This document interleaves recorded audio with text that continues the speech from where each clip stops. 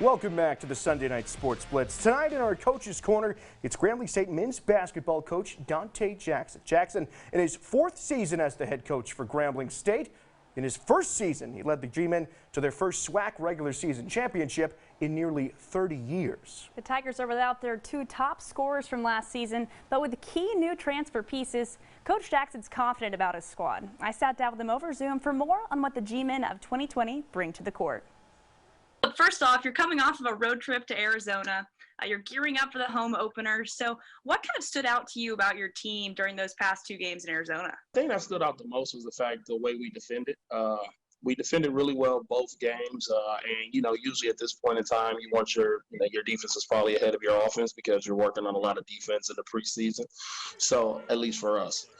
Playing at Grand Canyon was a different atmosphere. We went out there 3 years ago, and it was almost like the wildest atmosphere I've ever coached college basketball in, to go on to play this year, and it's just like 600 people and some cheerleaders. You know what I mean? And then going to play in Arizona, a traditional basketball power that has a sellout every night, to going and saying, okay, there's empty seats. This is like a scrimmage. And then just a few things, a few of the players that stood out. Cam Woodall, he's a junior college guy, first time here. Watching Travell Cunningham navigate the offense was pretty good. So, excited about the future. Yeah, let's talk about transfer Cameron Woodall. He finished with a team high 19 points, tied for the game high with that. So, what do these junior college transfers and just transfers in general bring to the program, and how awesome is it to watch Cameron Woodall flourish this early in the season? Well, Cameron Woodall, he was a top 100 junior college recruit. It was great for him to choose to stay closer to home. He's from Raymond, Mississippi, and we, recruited him for a while, and he decided to come to Grambling. But it's just great, because it's kind of like starting over at times. Sometimes it's good to have a good freshman to start over with, but losing like Ivy Smith and Devontae Jackson, we kind of wanted some guys who can come in that can help immediately and just be able to kind of plug in and plug a hole.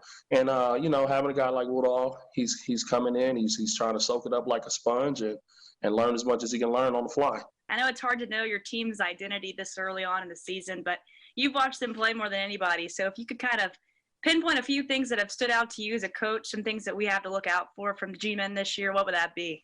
Well, I think we're getting back to being really, really good defensively. I think we're getting back to really being able to press and be full court and get after it, pick people up full court, try to get some open court traps, and try to, do a great job in the half court. One of the things that's been great for us is our transfer, Brian Thomas. He's been an anchor in the middle of just holding down the middle and just rebounding and blocking shots.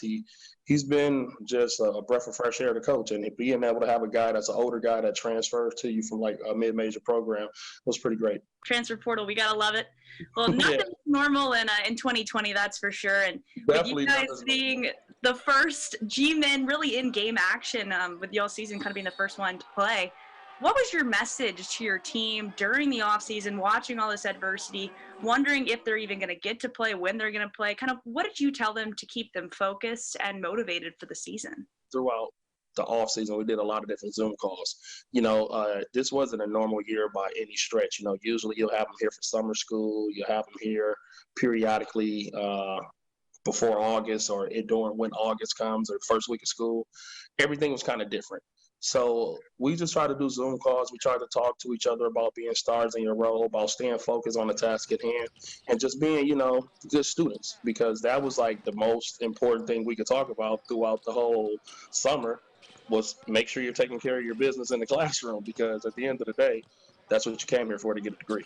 All right, so you've got East Texas Baptist University coming up, Battle of the Tigers, your home opener, so that's got to be exciting. But kind of looking at what they've been doing, they're on a little bit of a winning streak. So their strengths, so the challenges that they bring to you guys, kind of lay out the matchup for us. Well, new program with Chris Lavelle. Chris Lavelle is taking over as a coach. He was a really good friend. We recruited a few of his players when he was at Bossier Community College. And I know they're going to come in, be a high-octane offense, really do a lot of good stuff off the dribble drive that we have to do a good job of containing penetration and keeping guys out the paint and contesting shots. And, at the end of the day, we got to take care of our business of, making sure we do what we need to do, defend, rebound, and attack the basket.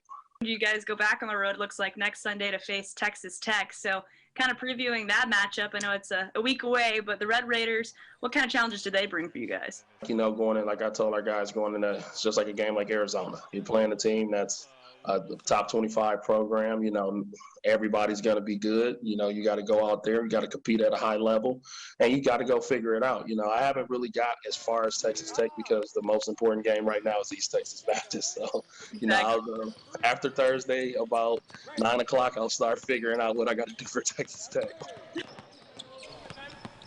Now, taking a look at those upcoming matchups, the home opener against ETBU is Thursday at 7 p.m. in Grambling.